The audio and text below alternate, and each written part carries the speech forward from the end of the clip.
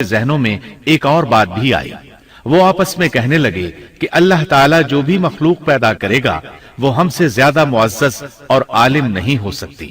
یعنی جب فرشتوں نے باقی مخلوقات کا جائزہ لیا، مثلا آسمان، زمین، پہاڑ، جن، چوپایوں وغیرہ کا، تو انہوں نے سوچا یہ ہم سے زیادہ مرتبے والی نہیں ہے، لہذا یہ مخلوق بھی پیدا ہو رہی ہے تو یہ ہم سے زیادہ مرتبہ نہیں رکھتی۔ یہ ہمارا خاص مقام ہے کہ اللہ کی تسبیح میں مصروف ہیں، کفر سے محفوظ ہیں، ہر حکم بجا لاتے ہیں، اللہ کے تمام احکامات پورے کرتے ہیں، آسمان اور زمین میں اس کا حکم نافذ کرتے ہیں، اور اللہ کے نزدیک ہم سب سے زیادہ شرف والے ہیں۔ لہذا اگر یہ نئی مخلوق انسان بھی پیدا ہو جائے تو کیا ہوا، ہم سے زیادہ معزز اور علم والی تو نہیں ہوگی۔ بہرحال جب اللہ تعالیٰ نے آدم کو پیدا کیا تو زمین کی مٹی لانے کا حکم فرمایا، چنانچہ اللہ تعالیٰ کے پاس مٹی لائی گئی۔ امام ترمذی، ابن حبان اور امام احمد رحمت اللہ علیہ نے ایک حدیث بیان کی ہے جس کے الفاظ کچھ یوں ہیں: اللہ تعالیٰ نے آدم علیہ السلام کو مٹی کی ایک مٹھی سے پیدا فرمایا، اس مٹی کو اللہ تعالیٰ نے پوری زمین سے اٹھوایا تھا، یہی وجہ ہے کہ آدم کی اولاد زمین کے لحاظ سے ہی ظہور پذیر ہوئی۔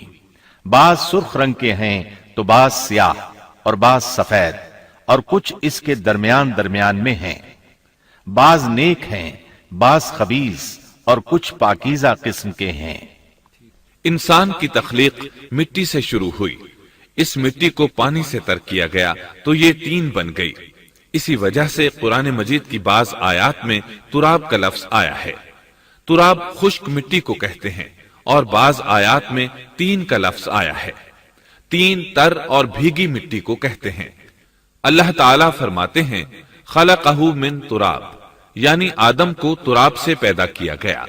مٹی کی عام حالت کو تراب کہتے ہیں، اور فرمایا جب آپ کے رب نے فرشتوں سے کہا کہ میں مٹی سے بشر کو پیدا کرنے والا ہوں، جب اس مٹی کو پانی سے زیادہ بھگویا گیا تو وہ لیسدار ہونا شروع ہو گئی، اسی لیے اللہ تعالیٰ نے فرمایا ہم نے انسان کو لیسدار اور چپکنے والی مٹی سے پیدا کیا۔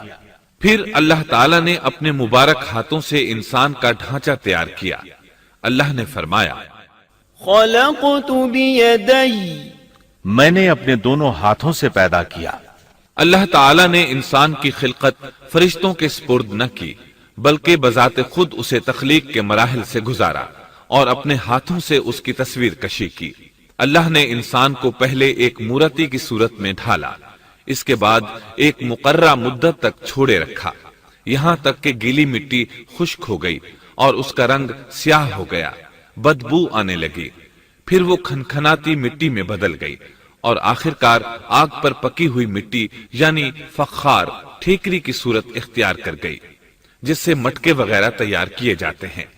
سیاہ مٹی کو ہماون کہتے ہیں، اور بدبودار کو مسنون کہتے ہیں، اور کھنکھنا کر بولنے والی مٹی کو سلسال کہتے ہیں، اور ٹھیکری کی طرح کی مٹی کو الفخار کہتے ہیں۔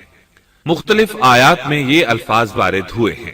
ہم نے تمہیں پیدا کیا اور پھر ہم ہی نے تمہاری صورت بنائی، اور یقیناً ہم نے انسان کو کھنکھناتی خشک مٹی سے پیدا کیا جو کہ بدبودار اور سیاہ گارے سے خشک ہوئی تھی۔ اللہ نے انسان کو کھنکھناتی مٹی سے پیدا کیا جو کہ ٹھیکری کی طرح تھی۔ ان تمام آیات کریمہ میں کوئی تناقض، تعارض اور اختلاف نہیں، اس لیے کہ ان مختلف آیات میں انسان کو اس کی تخلیق کے مختلف مراحل کی یاد دہانی کرائی گئی ہے۔